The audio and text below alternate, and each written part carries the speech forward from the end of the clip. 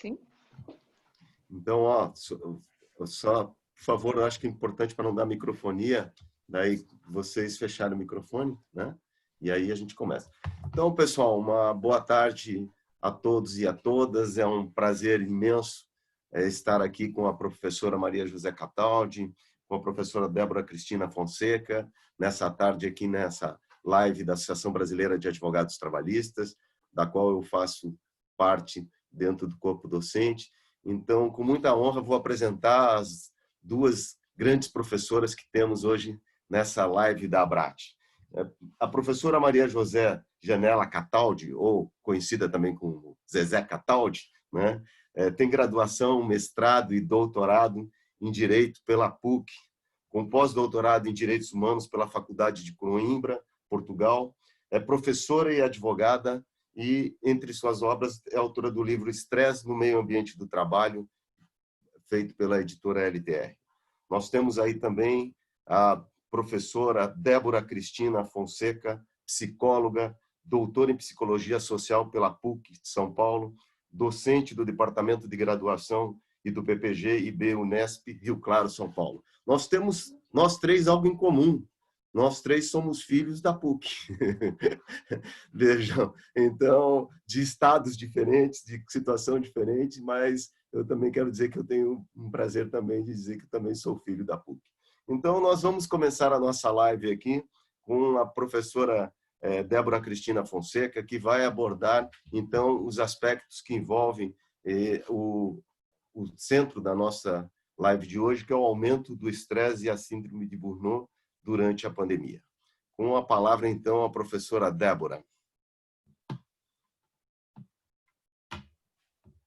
Olá, boa tarde, então, a todos e todas, né, que nos acompanham nessa tarde. Eu quero começar agradecendo o convite, né, da Abrat por propor, por me convidar, né, e a professora Zezé, e principalmente por propor a discussão, né, desse tema. Acho que é fundamental no momento em que estamos vivendo, né, esse momento de pandemia, isolamento social. Também quero agradecer, né, ao professor Otávio Pinto e Silva, que mediou o convite. E também, né, cumprimentar, né, a professora Maria José Cataldi, né, nesse momento. Eu queria começar a minha fala, né, dizendo que nós vamos tratar de um tema que é complexo, mas ao mesmo tempo é um tema que está no cotidiano, né? É um tema que atravessa a vida das pessoas, né? E que tem por causa, né? A vida cotidiana, o estresse do trabalho, e que isso geralmente gera, né? O sofrimento psíquico e físico. Então, nós estamos falando aqui, né, de duas dimensões que estão diretamente relacionadas à constituição do sujeito. Por isso aí, né, um olhar da psicologia é fundamental. E também é importante a gente lembrar que é um tema que, por vezes, né, é ignorado ou negado por grande parte da população. Por quê? Porque nós vivemos uma cultura, né, de que o adoecer é como se fosse, né, principalmente no mundo do trabalho, ser fraco, né, uma relação, uma correlação cultural de que aquele que adoece é aquele que é fraco. Ou ainda, né, uma ideia muito comum na nossa cultura de que o trabalho dignifica o homem, ou seja, aquele que não dá conta da sua carga de trabalho, que não dá conta das suas tarefas, é como se ele, de certa forma, não conseguisse garantir essa dignidade do trabalho. E acho que essas questões culturais, elas vão atravessando os sujeitos na sua constituição com o mundo, e o sofrimento, né, psíquico acaba sendo negado, né, até o momento em que não é mais possível, ou que chega, né, num extremo de adoecimento. Então, eu queria começar, né, tratando essa questão, falando que a exaustão, né? Então, o burnout, como quisermos falar, ele não se trata de uma questão individual. Normalmente a gente vê como o sujeito, é o indivíduo que adoece, como se ele que não desse conta, ou ele que, né, não desse conta desse cotidiano. Então, nós precisamos entender que nós estamos falando de um processo de adoecimento que tem por trás não características particulares individuais, mas sim, né, um processo social e histórico que vai constituindo e formando cada um de nós, que vai fazer com que alguns tenham mais facilidade ou um pouco mais de resiliência para lidar com as situações de estresse, né, com as cobranças sociais, com as cobranças do mundo do trabalho, e por isso demora mais ou adoece menos. Em contraposição, tem pessoas que, até por sua forma de se constituir, na sua formação, sua história de vida, acaba tendo, né, uma fragilidade maior, né, para lidar com essas situações de estresse. Então, a gente precisa entender que não é algo do sujeito individual, da sua característica de personalidade, mas estamos tratando de um processo que é biopsicossocial, mas fundamentalmente ele é socioinstitucional. Então, nós estamos falando de uma relação do indivíduo com as instituições que produz, então, esses processos de adoecimento. Então, feito essas considerações, que eu acho que são importantes para a gente começar a entender melhor, né, o que é o burnout, nós precisamos pensar no seguinte, né, que ele é multicausal. E por ser multicausal, nós vamos ter que falar um pouco do comprometimento, né, que vai se dando aos poucos, né, e gerando, portanto, o que a gente chama de desgaste psíquico. Né? Esse desgaste psíquico, né, ele acaba aparecendo, né, no decorrer do tempo como um sentimento, uma sensação de exaustão, né, que vem acompanhado de uma ideia de fracasso. O sujeito se sente fracassado porque ele não consegue, ele não dá conta, ele começa a não ter energia suficiente para dar conta das suas tarefas cotidianas. Coisas que até então, né, até um certo tempo ele fazia com prazer, ele vivencia situações de desprazer, né, e de desgaste nesse trabalho. Acho que é importante dizer, né, que esse termo, né, burnout, foi cunhado na década de 70 por um psicólogo norte-americano, né, e ele passa a usar, né, esse termo, né, para descrever situações de estresse severo, né? E também situações que acabam, né, incorrendo nas pessoas com ideais muito elevados, e isso faz com que ele adoeça. Principalmente no início, né, se identificava o burnout, principalmente nas profissões da área de ajuda, né? Estou falando aqui, por exemplo, das profissões do campo da saúde, né? Aquelas profissões que, né, se colocam numa relação com o outro e que isso acaba levando a um desgaste, né, constante aí dessa energia, um estresse constante que, consequentemente, vai levando a esse adoecimento. Então, o que nós estamos falando? Nós estamos falando que situações que aumentam a ansiedade, né? Porque ele se vê sobrecarregado, ele quer dar conta de tudo, isso gera cada vez mais, né, uma ansiedade, esse estresse prolongado, então vai se dando cotidianamente, todos os dias as pessoas, né, começam a ter uma sensação de que está devendo, não deu conta de fazer tudo que tinha para fazer, e isso gera, né, preocupação, demasia, sensação de cansaço, esgotamento, e muitas vezes nós vamos observar uma somatização física, né? Isso começa a aparecer como características de adoecimentos físicos. O que eu estou querendo dizer aqui, né? Às vezes começa uma dor na perna, uma dor nas costas, algumas dores que não teriam uma causa física, também aparece como consequência ou como um sintoma, né, desse desgaste, né, e desse estresse pelo qual o sujeito vem aí vivenciando. Então, a ansiedade e a pressão para manter, muitas vezes, o emprego, né, conseguir dar conta de todas as tarefas, isso vai, né, com o tempo, sendo ainda mais exacerbado pelas novas formas de trabalho. Então, vamos pensar hoje, né?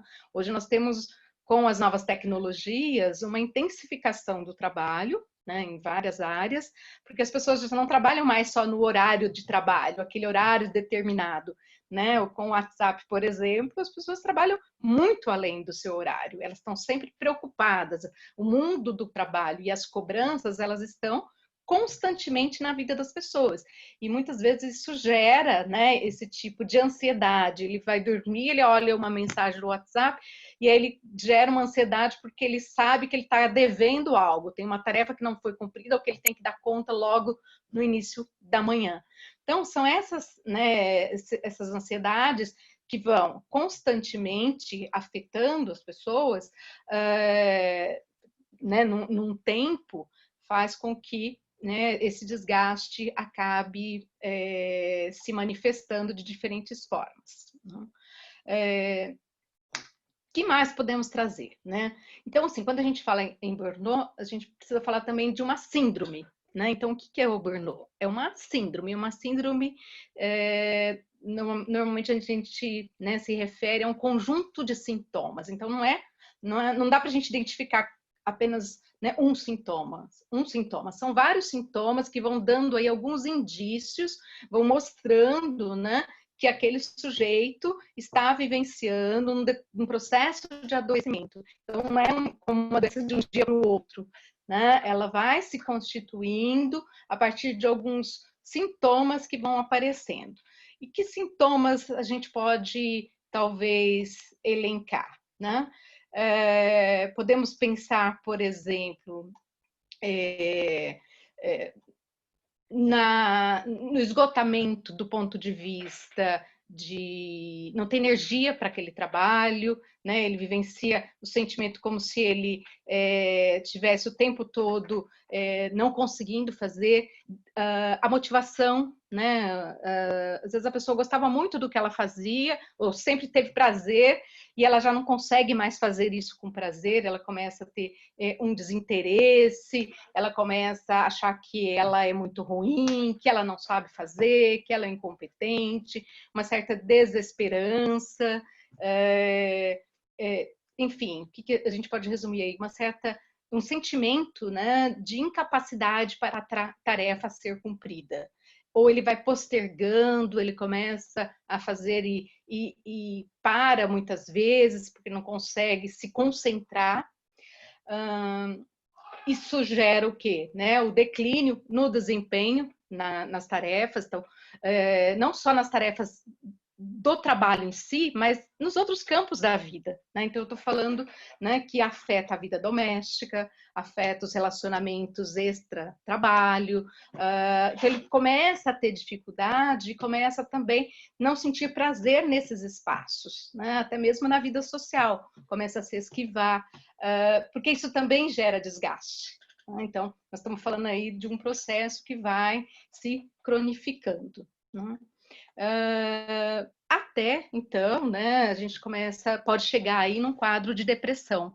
Muitas vezes acaba se identificando esse tipo de sofrimento quando começa a se observar a depressão. Mas a depressão geralmente já é uma cronificação, né, do estresse que podemos chamar aí como um desses sintomas, né, do burnout.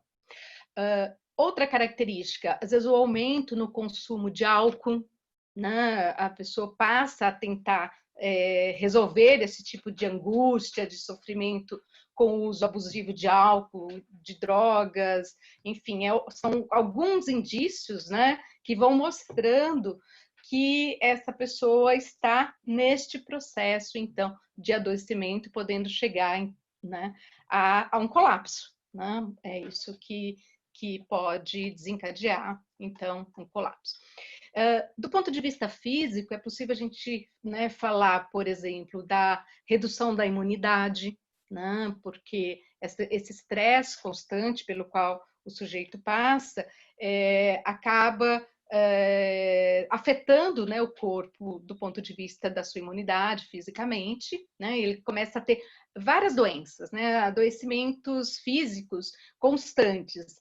Né? A gente às vezes brinca, é aquela pessoa que está sempre resfriada, né? Nunca sara dos resfriados, porque tem uma imunidade baixa, mas, né, por que tem essa imunidade baixa? É preciso verificar quais são as causas, né, que estão ali atravessando a vida desse sujeito. Dores de cabeça frequentes, pode ser um outro tipo de sintoma. Dores musculares, né? Tem pessoas que vivem constantemente tomando relaxante muscular, porque tem uma dor muscular constante que não tem uma explicação necessariamente por uma atividade física.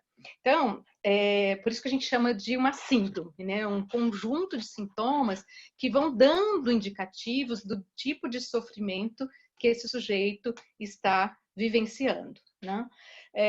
Por isso que é importante a gente reconhecer esses sintomas, né, preventivamente, para pensar em como ir reduzindo as fontes de estresse. Por quê? É possível eliminar o estresse? Não, a vida cotidiana é essa, né? Nós nunca vamos conseguir eliminar totalmente as situações de estresse, mas é possível reduzir, né, as fontes de estresse de tal maneira que ele possa lidar um pouco melhor com isso, né, no seu dia a dia e ter outras fontes de prazer, ter outras formas de satisfação que possam compensar esse estresse, né, seja na vida pessoal, seja na vida social. Enfim, acho que de certa maneira, né, esse tipo de adoecimento psíquico, ele acaba trazendo muitos conflitos para a convivência, né, vou chamar aí do trabalhador, já que nós estamos falando, né, do mundo do trabalho, nas suas outras relações, nos seus outros campos de atuação, né? Então a gente vai observar aí muitos tipos de conflitos. E eu queria trazer um pouco, né, para o contexto que estamos vivendo agora, da pandemia e do isolamento social, né? Porque as pessoas isoladas, né, nós temos a impressão de que elas estão tranquilas, elas estão em casa, elas estão podendo viver, né, mais tranquilamente. Será? Não, eu acho que é uma pergunta importante, porque, né, primeiro, nós podemos destacar aí os profissionais de saúde, que são aqueles que já vivenciam situações de estresse constantemente, e com a pandemia estão ainda com um excesso de trabalho, né? O trabalho se intensificou, e junto com isso vem outras fontes de estresse, que é o medo, né? O risco de ser contaminado, né? O risco, né? O medo da morte, que é outra fonte de estresse, porque ele está se colocando, né, à frente dessa situação. Então, temos aí, né, uma nova fonte de estresse que se soma às demais, né, que pode levar ao adoecimento desse trabalhador de forma bastante complexa. Outra categoria que nós precisamos chamar a atenção, vou chamar de categoria, são as mulheres, né, as mães trabalhadoras que, além da dupla jornada de trabalho que já tinham, né, já acumulavam, que é também uma fonte de estresse, por hora estão vivenciando mais alguns acúmulos de trabalho, né, uma sobrecarga ainda maior. Por quê? Além, né, do trabalho doméstico, da conta do home office, ainda tem que dar conta dos filhos, das atividades escolares, né? Grande parte das crianças estão hoje aí em casa, né? E os pais, e normalmente acaba sendo ainda, né, uma sobrecarga maior sobre as mães, sobre as mulheres. Isso também é uma outra fonte de estresse que pode levar a um outro tipo de adoecimento, né? Por exemplo, na academia a gente já observa alguns dados sobre isso, né? As publicações de mulheres reduziram grandemente, né? Hoje a gente tem um número maior de publicações de homens do que de mulheres no mundo acadêmico. Por quê? Uma pergunta importante para ser feita. Né? Quando a gente conversa, eu tenho feito aí vários levantamentos, participado de vários grupos, tem um processo de adoecimento das mulheres, principalmente, muito sério, né? Com essa sobrecarga de trabalho. E se isso não for cuidado, né, pode levar a um colapso. Então, nós estamos falando aí de diferentes formas de adoecimento que estão ligadas ao mundo do trabalho, porque ela precisa continuar dando conta, né, da sua produtividade no mundo do trabalho. Enfim, poderíamos falar aí dos profissionais da área de segurança, os profissionais da área do comércio, os professores, né, outro, né, universo que está bastante sobrecarregado nesse momento. Mas eu queria fechar, então, essa minha primeira parte da fala dizendo, é possível enfrentar essas situações? O que é possível fazer, né, já que não podemos deixar de trabalhar, não podemos deixar de conviver, não podemos deixar de estar no mundo do trabalho e das relações.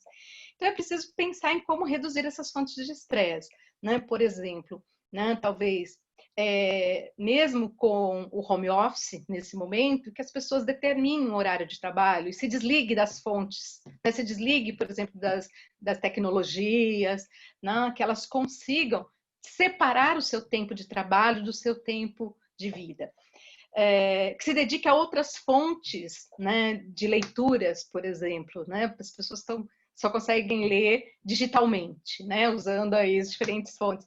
Vamos para o livro em papel, né? Pode ser uma forma também, né, de reduzir um pouco esse estresse nesse momento. E não só neste momento de isolamento social, né? Em outros momentos da vida, se desligar um pouco do mundo do trabalho, quando isso é possível, né? Quando são profissões que permitem. As atividades que mexam com o corpo, né, também é uma outra fonte importante de redução do estresse, né, não que vá eliminar, mas pode ajudar, né, a dar um outro foco, uma outra sensação de prazer.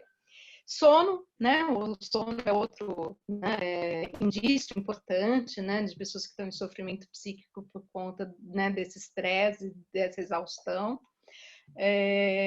E principalmente, né, pensar aí, né, como que as relações podem ser melhores, né, no sentido de não ser apenas o mundo do trabalho, porque muitas vezes a vida das pessoas, né, as relações extra-trabalho continuam sendo as mesmas pessoas do trabalho.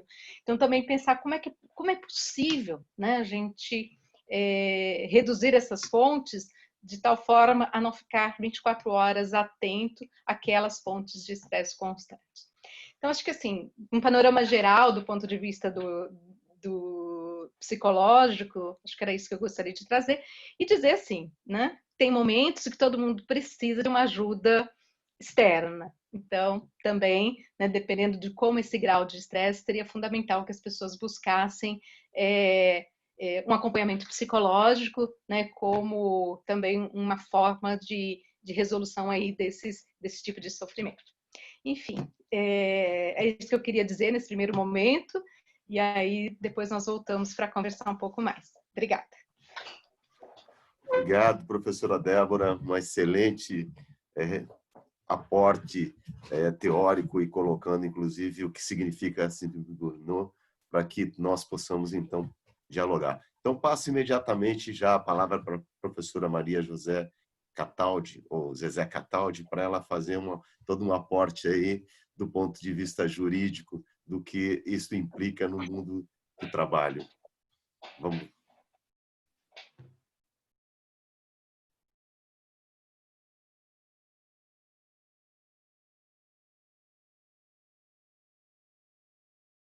Professora, tem que ligar o microfone, tá ok? Com a palavra. Liguei. Boa tarde a todos. Agradeço também a Abrat, na pessoa do Dr. Otávio, que se animou de colocar aqui nesse espaço a conversa sobre burnout, né, e o estresse no meio ambiente de trabalho. E espero aqui estar contribuindo com todo mundo para a gente passar por essa fase bem complicada, né? Então, assim, a minha abordagem é mais jurídica, né? Então, eu vou colocar primeiro uma situação diferente do trabalhador, mesmo aquele que tem a carteira com um contrato de trabalho registrado, com alguma instabilidade, né? Ele também tem problemas, porque foram suspensas todas as atividades de lazer, o bem-estar foi interrompido. E aí, como que o trabalhador e como que as pessoas que trabalham vão lidar com as incertezas da saúde, que é a saúde física e emocional, e, ao mesmo tempo, com questões financeiras, tem muitos trabalhadores e trabalhadoras que tiveram contrato de trabalho reduzido, suspenso. Então, trouxe aí uma redução na renda familiar, né, no salário das pessoas. Então, tudo isso gera um estresse, gera uma ansiedade, né? E, como a professora Débora já falou, a cronificação do estresse vira uma síndrome de burnout, né? E nessa quarentena, os trabalhadores, além da insegurança do emprego, as multitarefas, né? Eu trabalho em casa, trabalho com o filho cuidando da escola, acompanhando a escola, e uma série de outras situações, ela traz bastante incerteza. Por exemplo, todo mundo pergunta quantos morreram hoje, né? Quantas mortes o Brasil teve nessas últimas 24 horas? Então, uma pergunta bem complicada, mas que traz uma insegurança emocional para todo mundo, né?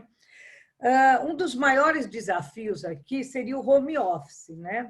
No Brasil, já com a reforma trabalhista de 2017, teve alteração no artigo 75B da CLT, que coloca como teletrabalho, né? O teletrabalho é uma forma mais genérica do home office, porque o home office você trabalha em casa. O teletrabalho você presta serviços em qualquer lugar fora das dependências do empregador, fora das dependências da empresa.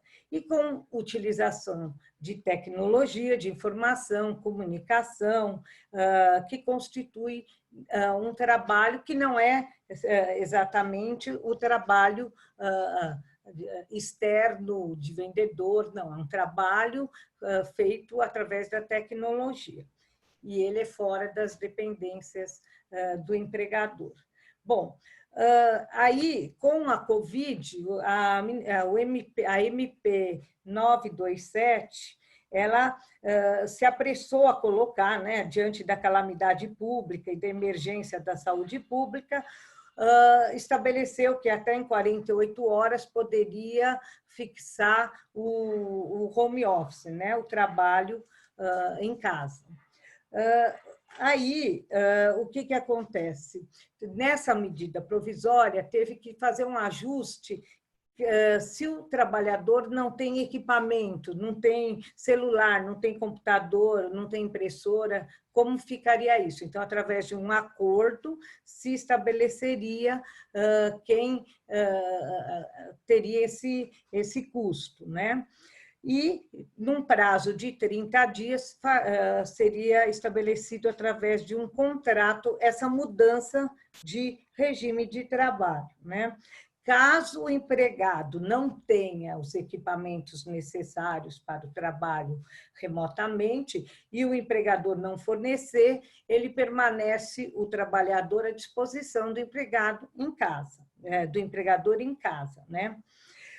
Se ele tivesse, o empregador fornecer, será um comodato, um empréstimo dos equipamentos da empresa. Bom, aí nós temos, nessa medida provisória que me chama a atenção, é o artigo 29, que trata das questões, dos casos de doença profissional. Então, num primeiro momento, foi expresso assim: os casos de contaminação pelo coronavírus, Covid-19, não serão consideradas ocupacionais, exceto mediante comprovação do nexo causal. Tá? Depois, essa regra ela foi editada para proteger principalmente os empregadores especiais de hospital, de órgãos públicos e profissionais da saúde, que, se porventura testassem positivo, poderia entender que seria uma doença profissional dentro do local de trabalho, né? Aí, o que aconteceu? O Supremo, no dia 29 de abril de 2020, ele decidiu pela suspensão da eficácia do referido dispositivo. Por quê? Porque fica fica muito difícil estabelecer a inexistência de doença ocupacional dentro do ambiente de trabalho, principalmente neste momento, né? Então, eu acho importante a gente aqui fazer algumas observações sobre o que é o nexo causal. O nexo causal já é uma discussão antiga do direito do trabalho, que quando o trabalhador ou a trabalhadora fica doente, se foi adquirida ou se foi adquirida dentro do local de trabalho, ok, mas tem que provar a responsabilidade do empregador, a negligência do empregador. Então, não é uma responsabilidade objetiva. Essa é a regra geral, que eu entendo que, em algumas categorias, ela tinha que ser uma responsabilidade objetiva, mas na maioria aqui se entende que precisa ter o nexo e precisa fazer a relação entre a doença e o local de trabalho, e se houve alguma negligência do empregador, né? Então, assim, aqui no caso da Covid, eu entendo que se o empregador não fornecer EPI, luvas, máscaras adequadas em número suficiente, principalmente para o pessoal, profissionais da área médica, que ficam lá permanentemente expostos, existe sim aí uma negligência do empregador e necessariamente deve ser caracterizado a doença do trabalho, a doença profissional, inclusive prefeitos da lei previdenciária, com garantia de emprego, etc., né? Com emissão de CAT, que é a comunicação de acidente de trabalho. Então, esse problema é um problema enorme, né? Porque a gente vê, eu estava vendo ontem uma pesquisa da Associação Paulista de Medicina, que até passou no Jornal Nacional ontem, falando da deficiência da entrega de material, da negligência dos hospitais e do medo e insegurança dos médicos. Então, aqui se estabelece uma situação tipicamente que a gente reconhece como nexo causal de doença do trabalho, né? Outra questão que eu queria levantar aqui, que eu acho importante, é a questão do burnout, né? O burnout, ele foi reconhecido em 99 através de uma portaria do Ministério do Trabalho, né? Que estabeleceu como doença do trabalho, que seria dentro do quadro, teria uma atividade específica que seria para efeito de doença profissional. Ocorre que essa doença não é exatamente ligada ao trabalho.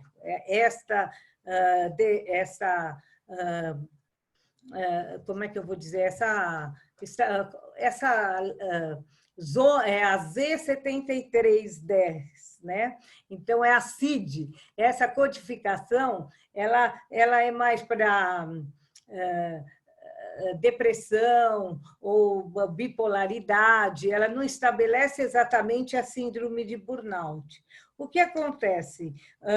A partir de 2018, ocorreu, a OMS reconheceu a síndrome de burnout como uma doença estritamente relacionada ao trabalho, uma doença ocupacional.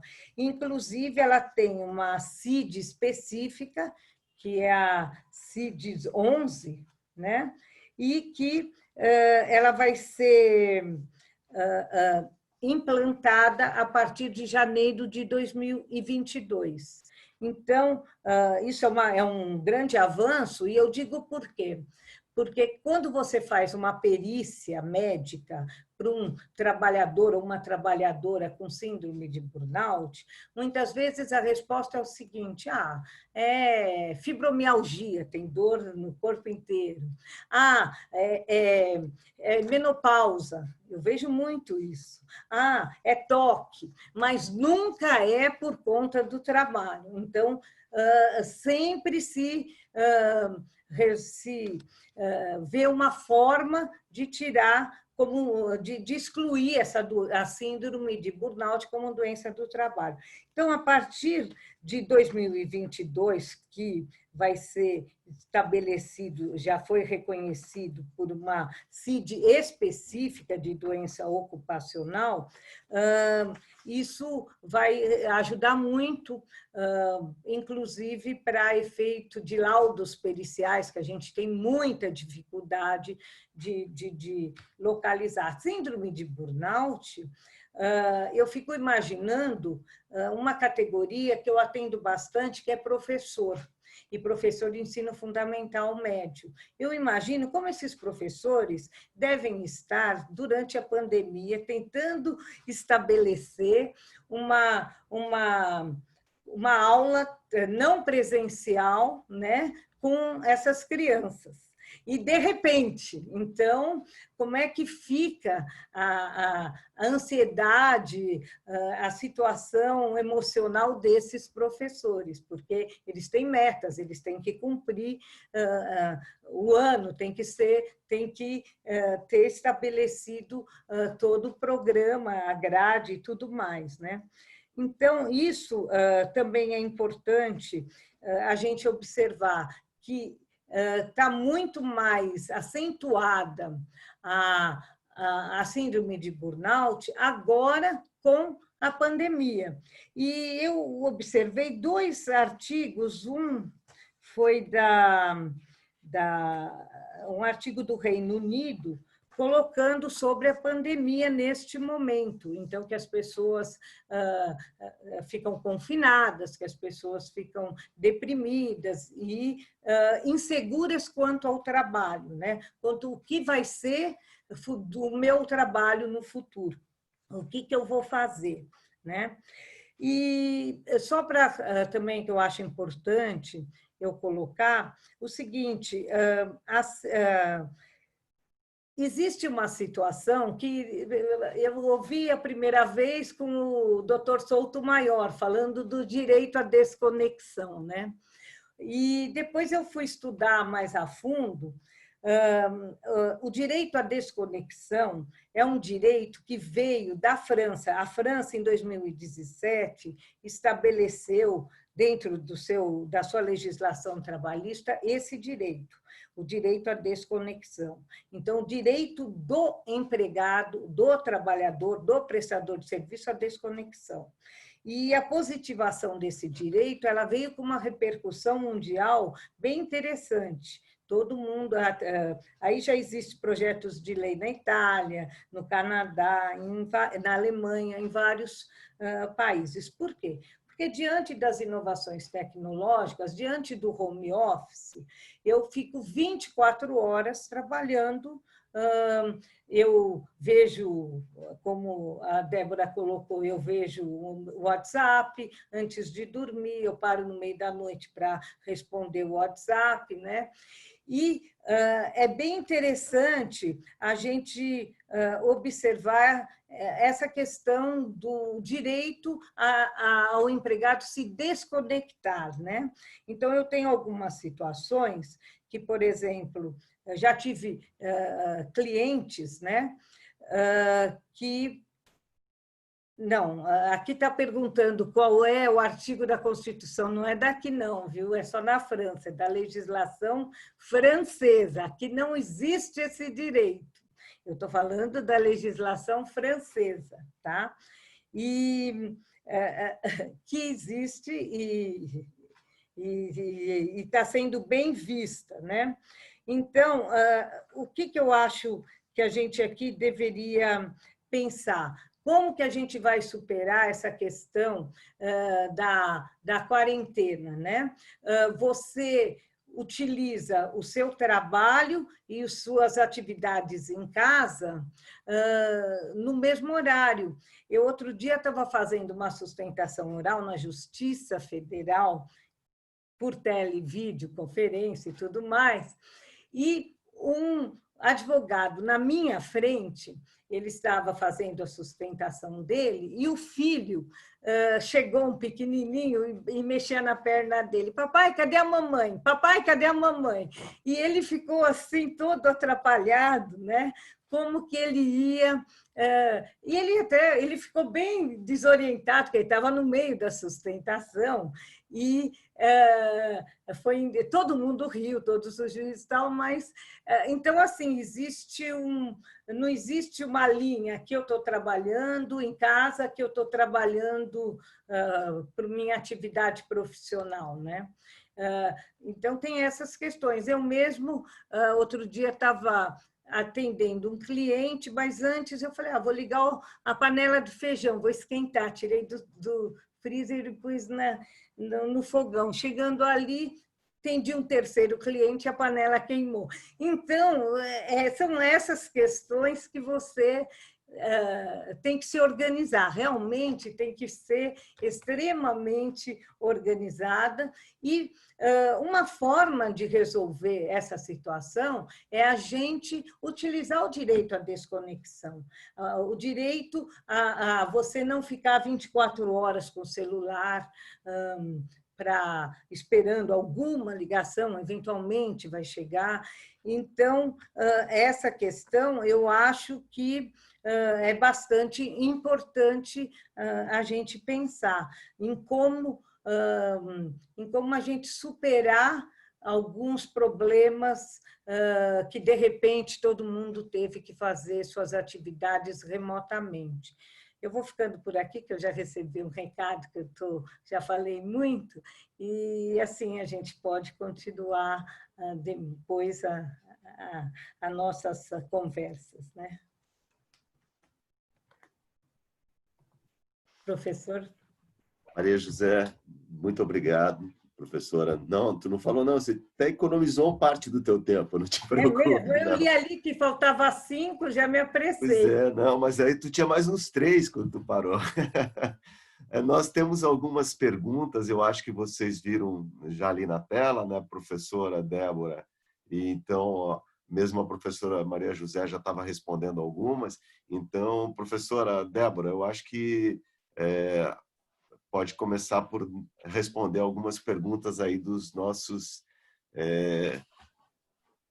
das pessoas que se inscreveram aí nessa live aí que estão assistindo. Contigo. Uhum. Obrigada. Então, é muito importante, né, essa ideia do direito à desconexão, fundamental. Mas aí tem uma pergunta, né, da Silvana, que, né, como a gente pode orientar, talvez, né, os profissionais de saúde para evitar esse esgotamento psíquico, e talvez pensando aí, né, como orientar principalmente os empregadores. Penso que nesse momento, né, nós estamos vivendo uma situação, né, de exceção, e o esgotamento, ele, né, vai ser, faz parte, né, do momento de todos nós, não apenas dos profissionais de saúde, agora muito mais intensificado com eles. Agora, penso que uma das questões é o reconhecimento do trabalho, né? Começa por aí, o empregador que reconhece esse trabalho, né? Que garante, né, os equipamentos de proteção, garante o momento do descanso, né, garante, né, minimamente condições de trabalho para que esses profissionais se sintam seguros, né, para desempenhar suas tarefas, né, já numa situação que envolve muito sofrimento. Então, assim, talvez fosse o momento, né, do ponto de vista do Brasil agora, né, esse reconhecimento do trabalho dos profissionais de saúde, da área médica, mas acho que para além da área médica, porque nós temos uma série de outros profissionais que estão aí, né, envolvidos e sendo contaminados. Eu vi uma reportagem, acho que foi ontem, sobre os motoristas das ambulâncias, né? Eles são contratados como motoristas e não como profissionais de saúde. Então, muitas vezes, eles não têm nem o direito aos equipamentos de proteção individual, né, adequados, e muitos têm se contaminado, porque ficam muito tempo com as pessoas na ambulância, esperando, né, na porta dos hospitais. Então, vejam o nível de estresse, né, desse profissional que está ali com alguém, né, dentro da ambulância, nem sempre tendo as condições mínimas de se proteger. Então, né, talvez aí a gente tivesse que ter um movimento no Brasil hoje, né, de reconhecimento desse trabalho e de garantias, não só do ponto de vista da proteção individual, mas também, né, de empregos, né? Muitos deles acabam adoecendo e perdem o emprego por consequência. Então, acho que nós temos aí que pensar um pouco nessas situações. Que mais que nós tínhamos aqui de pergunta? Eu não estou vendo as do Facebook. Se tiver alguma e você puder me passar. E acho que assim, né?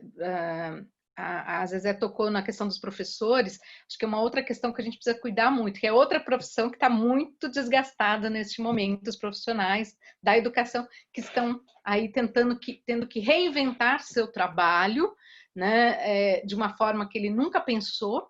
Né? E a mesma coisa, eu tenho ouvido de professores dizendo assim, os meus alunos só me mandam mensagem às 9 da noite porque eles usam o celular dos pais, e os pais estão trabalhando, então eu tenho que atender meu aluno às 9, às 10 da noite, meia-noite, porque é só aquele horário que ele tem o celular para fazer contato com o professor e tirar dúvidas.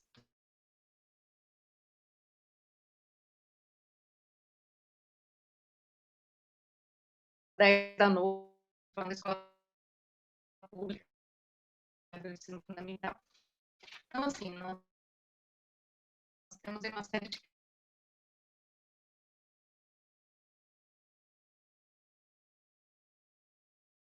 questões.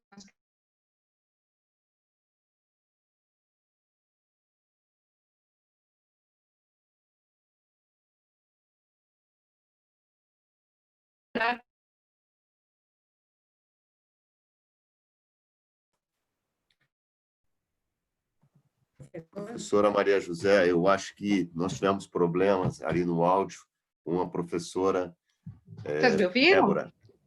Eu acho que agora retomou a professora Débora. Estava um problema no seu áudio, mas estamos sem a tua imagem. Vocês me ouviram respondendo a questão? Sim, sim, mas travou, eu acho que no final da sua fala, professora Débora. Então, tá bom. Então, acho que podemos passar, então, para a professora Maria José.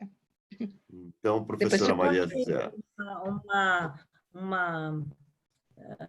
Uma questão, como ajudar o trabalhador no diagnóstico da síndrome de burnout? Obrigatoriamente estará associado a uma outra doença ou comorbidade? Então, é aquilo que a Débora colocou. Tem algumas pessoas que têm maior resiliência do que a outra, né? Então, na medida em que você tem... Agora, tem outras que não, elas são extremamente perfeccionistas e precisam estabelecer as suas atividades de forma exemplar, imediatamente, com alguns certos... exigência individual, né? O que eu percebo é o seguinte, que tem uma forma de resolver, às vezes é a concausa, não é a causa, né? A própria síndrome de burnout do trabalhador pode vir ser não só a causa específica. Ela existe quando, por exemplo, já vi muito essa situação de trabalhadores que exerciam atividades de turnos ininterruptos de revezamento. Então, chegava a um estresse, a uma ansiedade enorme, porque não se conseguia nem saber se um dia ele estava de manhã, trabalhando à tarde, então ele ficava muito isolado da vida social e da vida familiar dele. Acho que a gente, aqui, enquanto home office, que a gente está trabalhando remotamente por conta da pandemia, existe também essa necessidade essa ansiedade de verificar como é que eu vou terminar o trabalho. E eu estava vendo outro dia que dentro da atividade em home office não existe muito controle do gestor, mas existe muita cobrança de resultado. Então, nós temos que cumprir metas, né? E isso, para alguns, essa situação de cumprir metas já traz alguma atividade, algum desconforto emocional. É óbvio que se for alguma coisa momentânea e não de forma habitual, como a Débora falou, daquele resfriado habitual, daí sim seria síndrome de burnout, né? Mas eu vejo bastante fora da pandemia, e agora, com a pandemia, eu estou vendo bastante algumas situações que me parecem mais evidentes, né? Por conta dessa nova situação que está existindo. Deixa eu ver se tem mais alguma pergunta. Eu não estou vendo mais nenhuma. Como ajudar? Tem uma aqui da Silvana que eu gostaria de comentar. A Denizete falou que queima sempre as panelas, então eu nunca... Eu queria aproveitar e fazer uma pergunta às duas professoras, né? Aproveitar aqui da minha situação privilegiada. Seria possível associar a ideia da ideologia neoliberal com um agravamento do processo da síndrome de Burnet? É possível, tanto do ponto de vista do seu reflexo psicológico, esse avanço que deu nas sociedades neoliberais e desconstruindo, por exemplo, a sociedade de bem-estar social na Europa e esse processo, e qual o reflexo, por exemplo, disso também, professora, isso para a professora Débora, para a professora Maria Cataldi, mas também qual o reflexo disso, professora Maria Cataldi, dessa relação, se tiver política do neoliberalismo sendo um responsável mais direto, né, nesse adoecimento, de uma possível compreensão disso dentro do horizonte jurídico, de uma responsabilização, inclusive, dos empregadores diretos, superando aquilo que a gente estava falando do nexo causal, ou das relações subjetivas e objetivas.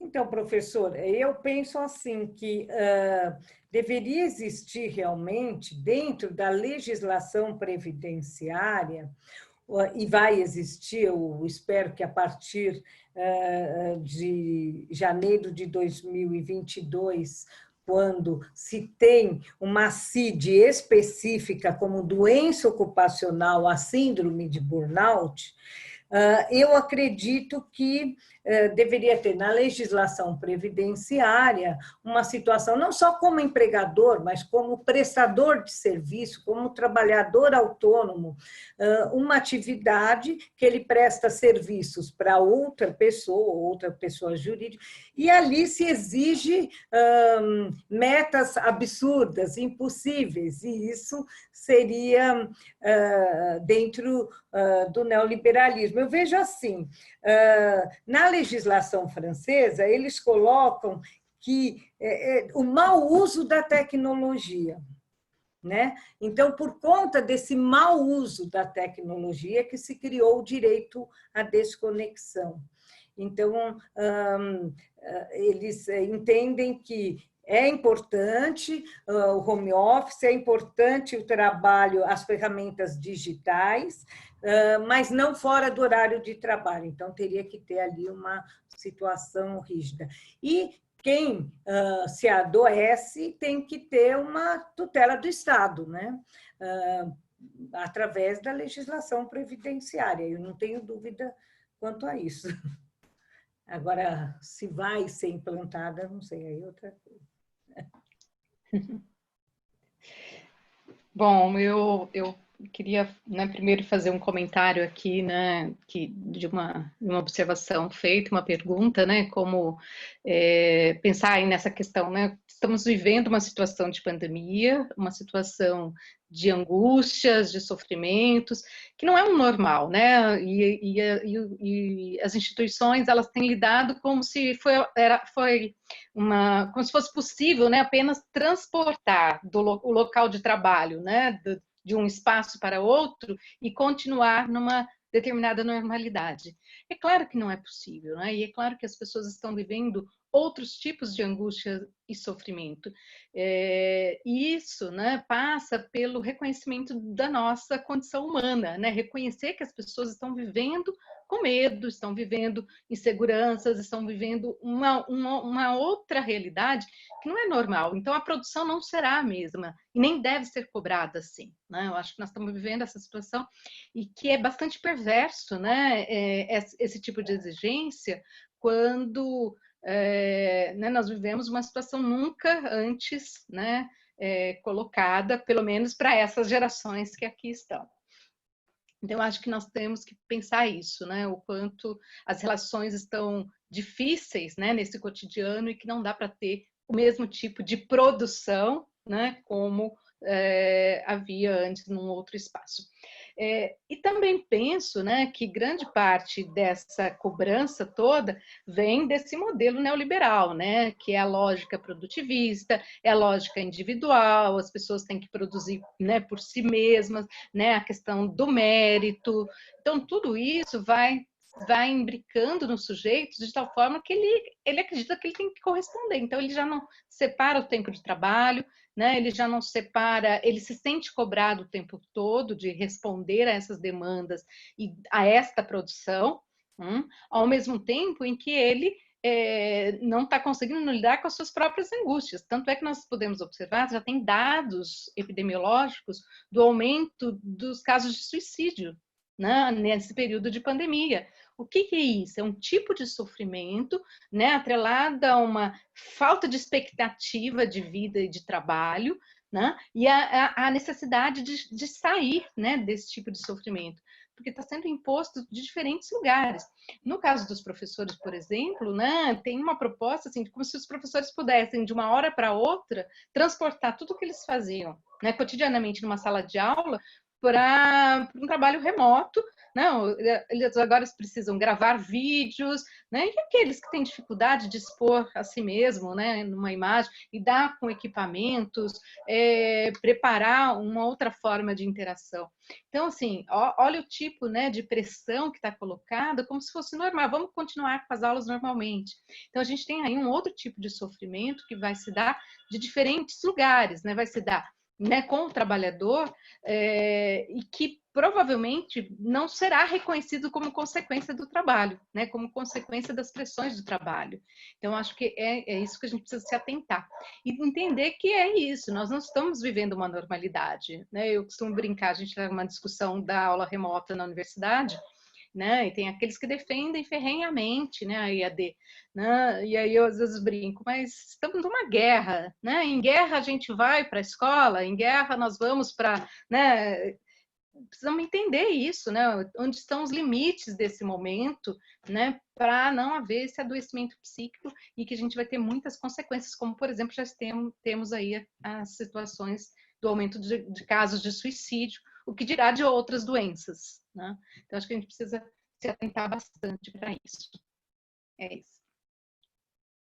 Eu queria completar o seguinte, que o burnout, na pandemia, ele está tão presente, principalmente por conta da fadiga de decisões.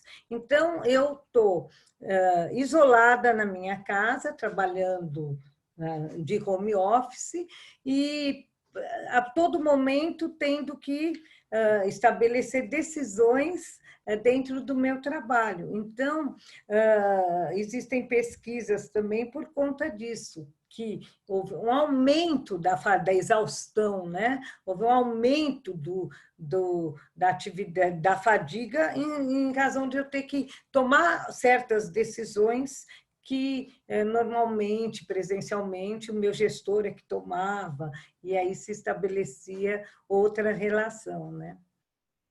Acho que é isso, acho que eu respondi tudo. Estou olhando aqui, da Silvia. Só para completar o que você acabou de falar, Zezé, eu acho que um outro dado que aparece é que, por exemplo, vou pensar aqui um professor em sala de aula, né? A interação que ele tem presencialmente tem um nível de exigência muito menor do que o mediado pelo computador, porque as pessoas têm que estar atentas o tempo todo, né? Para não perder o que está escrito no chat, para não perder o... Então, assim, o grau de atenção gera um desgaste também muito maior, né, quando é mediado aí por essas tecnologias, né, é muito mais constante, né? Você não pode sair, dar uma voltinha e tá ali, a não ser que você desligue a câmera, mas dependendo disso as pessoas vão ser cobradas, né? Então acho que a gente precisa considerar também, né, que é uma outra fonte aí de estresse. Eu vi uma... Ainda tempo, professor? Eu vi uma pesquisa, uma reportagem, um artigo, dizendo da exaustão que os motoristas de ônibus estão em relação ao uso da máscara. Então, por favor, usar máscara. Todo mundo que entra, ele tem que observar, fiscalizar a utilização de máscara, né? Então, também existe essa exaustão, e houve até brigas, porque um passageiro não quer usar máscara, e daí ele entra brigando. Então, veja a que ponto chegamos, né? Por conta dessa situação específica, né? São novas atribuições que não estavam no seu contrato de trabalho, né, no seu modo de pensar o trabalho, e que tem que ser incorporada. Bom, da minha parte, acho que é isso. Se tiver mais alguma... Sim, eu também não vi ali mais nenhuma questão. Poderíamos Então, falar muitas coisas, mas pelo tempo... sim, então vou aproveitar aqui e agradecer muito as duas professoras, a professora Maria José Janela Cataldi, né, e a professora Débora Cristina Fonseca. Agradecer muito também a Abrat, né, que está trazendo e construindo esse espaço aqui de interlocução, de diálogo, apresentando pautas interessantes, podendo, nesse momento que a gente está vivendo, né, essa crise sanitária, essa pandemia, permite que nós, então, tenhamos a possibilidade de dividir, de trazer ideias, de compartilhar com outras pessoas, então, que possam assistir a essas lives. Eu acho que meus parabéns às duas professoras, eu fiquei muito feliz em poder ouvi-las, em poder ter essa oportunidade aqui de mediar esse trabalho de vocês. Agradeço, então, também a nossa presidenta, né, Alessandra Camarano, que tomou a iniciativa junto com os professores Otávio, a Carla e tantos outros que compõem a Z, compõem esse grupo, de trazermos essa possibilidade. Então, muito obrigado. A palavra está aberta para as duas professoras se despedirem. Okay? Eu também quero agradecer todo mundo que ouviu a gente, que participou aqui, e estamos à disposição para trocar alguma ideia, principalmente nesse assunto, né, Débora? Que é bem interessante, que eu vejo que está bem presente dentro das relações de trabalho. E volto a agradecer o Tatá por ter idealizado essa reunião, e foi muito legal participar. Eu agradeço bastante, professor Prudente e professora Débora. Eu também quero agradecer a oportunidade, né? Acho que é um tema super interessante a gente poder debater, né, nesse momento. Um prazer conhecer a professora Zezé, né? Acho que a gente já se conhecia, mas eu não lembrava, você que lembrou, né? O Otávio também pelo convite, né? E a toda a Abrat por organizar esse trabalho. Obrigada e fico também aí à disposição. Então, acho que a gente dá por encerrado hoje aqui, né, os nossos trabalhos. Tá, o microfone está desligado, Maria Cataldi. O Facebook já acabou. Então tá bom. Uma boa noite, professoras. Foi um imenso prazer. Eu moro em Florianópolis, essa cidade terrível, horrorosa, que ninguém gosta de vir. Mas quando vocês vierem, passada a pandemia, vai ser um prazer poder tomar uma cerveja com vocês, tomar um vinho, poder comer um peixe. Obrigada, Okay? agradeço. Vamos mesmo. Obrigada. Ótimo, serão bem-vindas, tá ok? Boa noite, então. Uma boa noite. Boa noite.